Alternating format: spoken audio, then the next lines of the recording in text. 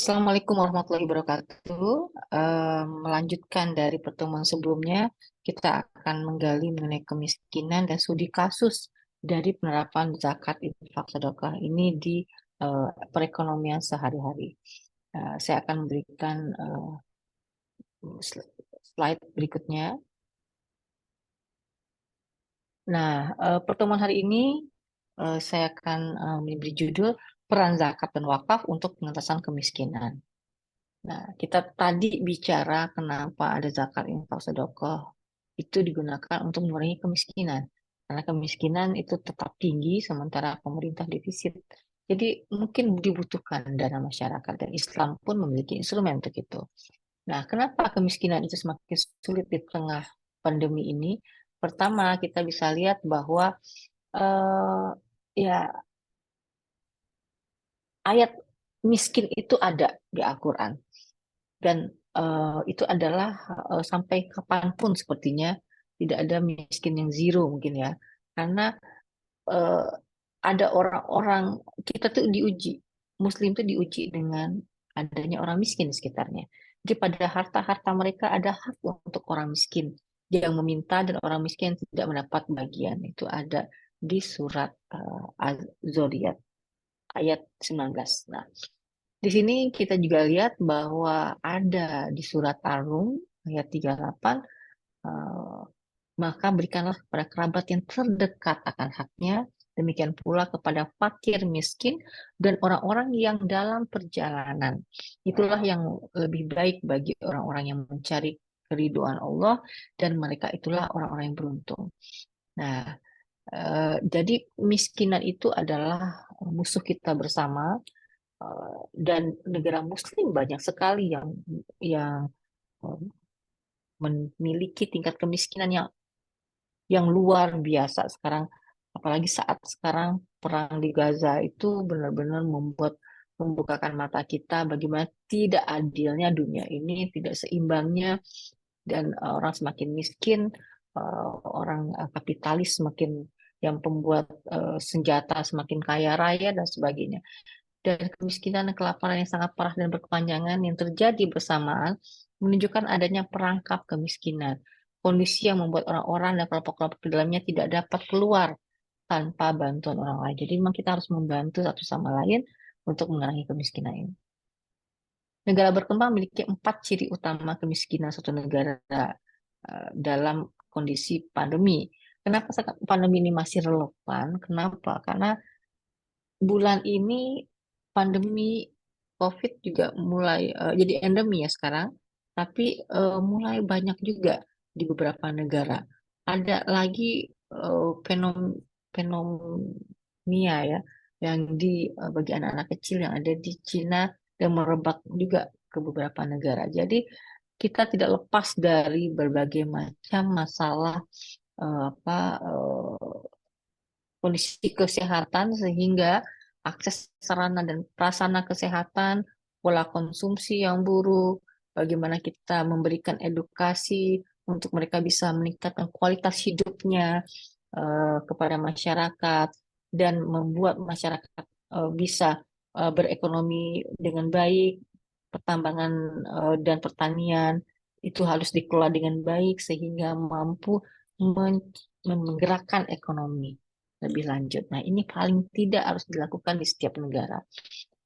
Nah, penyebab kemiskinan ini menarik. Kemiskinan diakibatkan oleh perbedaan kepemilikan, sumber daya ekonomi yang menyebabkan ketimpangan distribusi pendapatan. Dalam hal ini, penduduk miskin hanya memiliki sumber daya yang terbatas dan berkualitas rendah. Kemiskinan disebabkan oleh perbedaan kualitas sumber daya manusia.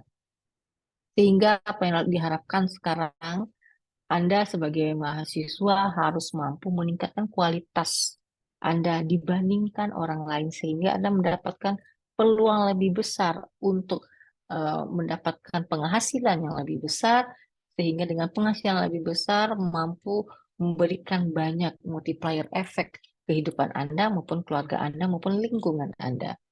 Perbedaan ini diakibatkan oleh rendahnya tingkat pendidikan, diskriminasi, faktor keturunan juga memiliki peran dan kesempatan kerja yang kurang. Rendahnya kualitas sumber daya manusia akan menyebabkan rendahnya produktivitas yang pada akhirnya akan menyebabkan rendahnya tingkat pendapatan.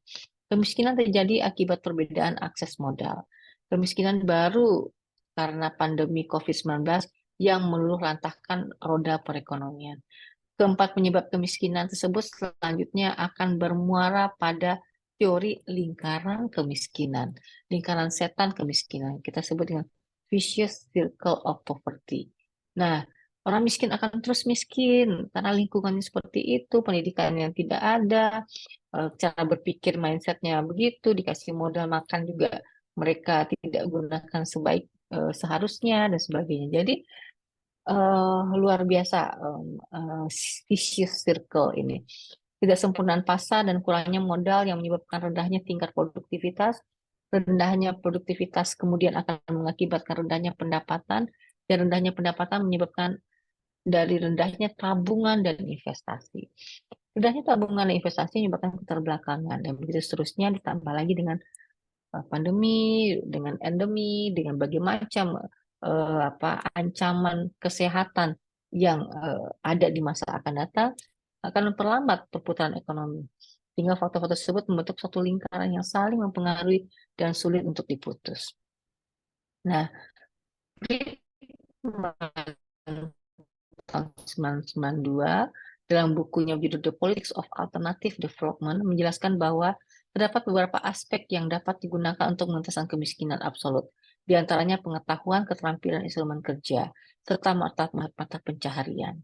Nah, model pengembangan ini menekankan betapa pentingnya suatu individu dalam meningkatkan keterampilan dirinya dan anggota rumah tangga agar dapat mengurangi kemiskinan. Nah, kita lihat di sini bagaimana absolute poverty itu harus didekati oleh berbagai macam, harus knowledge dan skillnya, sosial organisasinya, instrumen work and livelihood-nya, surplus time over subsistence yang dibutuhkan, informasi, social network, financial resources, defensible life space, dan sebagainya. Nah, inilah yang kita sebut dengan model pemberdayaan John Friedman.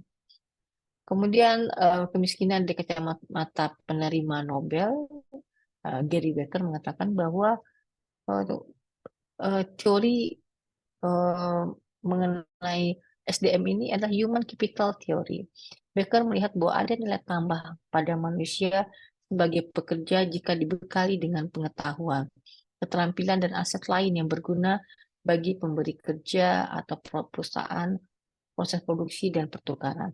Berdasarkan teori di atas, bisa disimpulkan bahwa proses seseorang untuk keluar dari zona kemiskinan tidak dilakukan dengan cara instan. Jadi nggak bisa tiba-tiba kasih uang terus mereka keluar dari kemiskinan. Karena kemiskinan itu memiliki apa taksonomi apa namanya ya, keterkaitan yang tidak mudah, saling tarik menarik. Turun ditarik ke bawah jadi miskin lagi, ditarik ke atas diusahakan tarik ke atas bisa berubah lagi dan sebagainya. Eh, jadi tidak ada cara instan. Proses investasi berupa pendidikan, pelatihan untuk meningkatkan pengetahuan, keterampilan, dan pengalaman juga diperlukan. Khususnya untuk sektor jasa tentu dibutuhkan keahlian tertentu. Investasi sumber daya manusia merupakan salah satu upaya untuk keluar dari kemiskinan yang tentunya diharapkan dengan pilihan-pilihan opportunity cost berupa hilangnya potensi pendapatan pada saat mengikuti pelatihan. Jadi pelatihan penting. Jadi bukan human SDM lagi, namanya human capital. Jadi manusia itu adalah modal untuk perekonomian. Nah, Amartya Sen berbeda lagi. Status miskin tidaknya seseorang lebih tentukan oleh kapabilitas untuk berfungsi. Kapabel atau tidak. Anda ingin lihat sekarang siapa CEO-nya Google, siapa CEO-nya Microsoft, itu orang India. Orang yang tadinya hidupnya di slum, di daerah-daerah yang kumuh, yang kotor, tapi kapabilitas untuk berfungsinya ini yang besar. Kapabilitas berkaitan dengan keberfungsian dalam perubahan sosial dan ekonomi seseorang. Kapabilitas merupakan elemen penting dalam kehidupan manusia untuk memaksimalkan peluang-peluang yang dimiliki. Terdapat 5 fakta yang menyebabkan perbedaan keberfungsian menurut Sen. Heterogenitas pribadi, kekurangan fisik, penyakit, usia, dan jenis kelamin, perbedaan lingkungan seperti pemanas, iklim dingin, kemudian daerah penyakit penular, dampak polusi, jadi hal lingkungan lah yang bisa mempengaruhi. Kemudian perbedaan iklim sosial, tingkat kejahatan atau kekerasan, serta model-model sosial lainnya. Kemudian distribusi merit dalam keluarga. Nah, misalkan anak perempuan memiliki prioritas yang lebih rendah dibanding anak laki-laki dalam culture tertentu, dalam budaya tertentu, perbedaan perspektif hubungan. Eh, Contoh orang relatif miskin di komunitas lebih kaya akan sulit untuk mendapatkan keberfungsian dasar seperti keterlibatan aktif dari suatu komunitas tersebut. Walaupun sebenarnya orang tersebut dapat dikatakan relatif kaya jika dibandingkan dengan komunitas lain yang lebih miskin. Jadi relativitas ini penting juga kita pahami. Bagaimana berada di lingkungan mana kita. Kita menganggap pintar, tapi kita di antara orang-orang yang bodoh. Tapi kita nggak ada apa-apanya dan di antara orang yang pintar lagi kelompok. Jadi semua itu ada apa perspektifnya. Jadi kemampuan keberfungsian itu paling penting daripada hal-hal lain. Nah, kemiskinan di kacamata penerimaan Nobel Angus Deaton tahun 2015 mengatakan bahwa eh, kemiskinan itu berkaitan antara konsumsi, kemiskinan, dan kesejahteraan. Menurutnya, konsumsi barang dan jasa merupakan penentu fundamental dalam menetapkan kesejahteraan dan tingkat kemiskinan. Angus Deaton mengatakan meneliti bagaimana konsumsi individu berhubungan dengan perkembangan ekonomi dalam masyarakat. Penelitian berkaitan dengan bagaimana konsumsi bergantung pada harga, menempatkan konsumsi dalam kaitannya dengan tabungan dan pendapatan, dan menunjukkan bagaimana data konsumsi dapat digunakan untuk menganalisis kesejahteraan, kemiskinan, dan pembangunan ekonomi. Angus Deaton melihat dari sudut pandang yang lain. Menurutnya, jika produknya terjangkau, konsumsi dapat terus terjadi. Dieter mengatakan ini berlaku di Jepang. Ketika Perdana Menteri Jepang Shinzo Abe menaikkan pajak penjualan yang mengakibatkan konsumsi rumah tangga Jepang merosot, bahkan Jepang kesulitan memenuhi target inflasi 2%. Kemudian Sekretaris Kabinet Yoshihide Suga mempertimbangkan penurunan pajak. Berarti meningkatkan daya beli ya. Kalau pajak menurun kan kita punya uang lebih banyak untuk beberapa produk tertentu yang tujuannya adalah untuk meningkatkan konsumsi masyarakat yang berpenghasilan rendah. Jadi tidak dipukul rata pajak untuk segala macam tingkat penghasilan. Kacamata dari penerima Nobel, Richard Taylor juga mengatakan bahwa ada teori dorongan nudge. Teori yang menjelaskan dorongan seseorang melakukan segala yang terbaik bagi mereka. Telah menggabungkan psikologi dan ekonomi. Dia telah mempelajari pilihan orang-orang miskin memulai sesuatu dan mengapa orang berhemat begitu mendekati masa pensiun. Jadi silahkan dipelajari lagi ya masing-masing buku ini, masing-masing buku dari eh, riset-riset dari penerima Nobel ini banyak cerita-cerita di balik itu. Telah menjelaskan bahwa pada dasarnya manusia kadang terjebak pada emosi dan irasionalitas yang kemudian mempengaruhi proses pengambilan keputusan dalam segala hal. Salah satunya yang berhubungan dengan keuangan. Terkadang orang-orang banyak yang terpana dengan godaan jangka pendek sehingga sering mengabaikan rencana jangka panjang. Jadi di ekonomi ini banyak hal-hal yang emosi dan irasional terjadi. Anda lihat tahun 2020 kemarin bagaimana orang nggak ada rasionalnya membeli barang-barang mahal, branded padahal mereka mungkin nggak butuh dan sebagainya. Atau hanya dengan emosi, ingin kelihatan gaya, kelihatan dan sebagainya. Itu adalah pengambilan keputusan dalam keuangan yang merupakan godaan jangka pendek. Nah, apakah jangka panjang sekarang mereka menyesal? Ada orang yang sekarang berhutang banyak padahal dia menghabiskan uang untuk membeli barang-barang branded yang nggak perlu rasanya saat itu, saat sekarang. Dan mereka melakukan itu pada saat penuh dengan emosi untuk berbelanja. Jadi telah memberikan dampak besar pada perilaku ekonomi. Penelitiannya menunjukkan sifat manusia saat kekurangan kontrol dan ketakutan mempengaruhi keputusan yang diambil.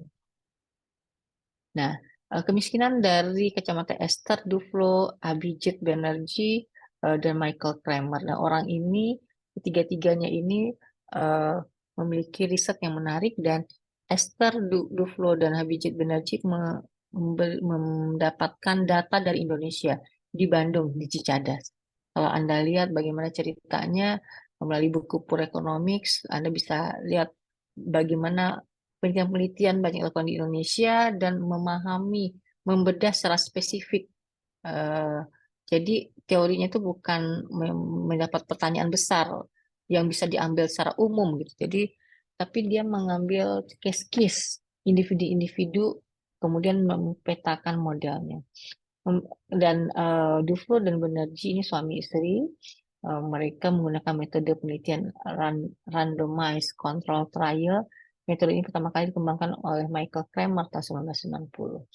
Nah, dalam buku ekonomi nanti silahkan dipelajari, dilihat bagaimana menjelaskan kemiskinan itu merupakan masalah global. Jadi bukan hanya menjadi masalah bagi negara miskin saja. Oleh karena itu tanggung jawabnya pun harus tanggung jawab semua negara-negara maupun negara maju. Nah, oke, itulah teori-teori kemiskinan dan sekarang kita coba lihat bagaimana studi kasus yang ada di lembaga amil zakat, baik zakat maupun wakaf yang ada di Indonesia. Nah, rumah zakat di sini saya ambil beberapa, di rumah zakat untuk wakaf dan sebagainya. Di sini silahkan dibaca dengan detail nanti bagaimana konsep-konsep pemberdayaan ekonomi dari dana-dana zakat yang mereka, ziswaf yang mereka terima. Jadi ada BUMAS dengan memberikan individu entrepreneurship assistance kepada community agar mampu memaksimumkan usaha-usaha untuk UKM mereka. Jadi ada upaya penanggulangan kemiskinan, ada gotong royong, kemudian ada ziswaf sebagai salah satu pendanaan. Jadi ziswaf diberikan, tapi diberikan ilmu dulu agar bisa mampu menggunakannya dengan sebaiknya. Jadi tidak hanya sekedar uang, di sini harus ada literasi, harus ada asistensi, harus ada bantuan mengubah mindset mereka dalam berbisnis. Dengan konsep desa berdaya, memberikan pelatihan, memberikan asistensi, juga memberikan dana, agar dana itu tidak hanya sekedar habis buat dimakan, tapi bisa berlanjut, itu disebar di 11 provinsi, dan ada 116 desa berdaya. Ini 2021, saya punya data 2023, nanti akan kita update. Nah, ini juga wakaf, tahun 2020 wakafnya itu 76,988 penerima manfaat, ada wakaf produktif. Wakaf produktif ini juga menarik karena wakaf charity ini langsung dana wakaf diberikan pada penerima manfaat, tapi tentu dalam bentuk sumber air, wakaf masjid, wakaf madrasah, Al-Quran. Wakaf produktif adalah wakaf lahan sebagainya, tapi menyerap tenaga pekerja. Tenaga pekerjanya ada 300, ada yang 100 ikut di sana. Jadi wakaf produktif ini memproduktifkan lahan, tempat, rumah, peternakan, menyerap tenaga kerja dan menghasilkan. Nah, hasilnya dibagi kepada mauquf alaih nanti, penerima manfaat. Siapa penerimanya? Penerima manfaatnya orang-orang yang mereka sudah list yang membutuhkan.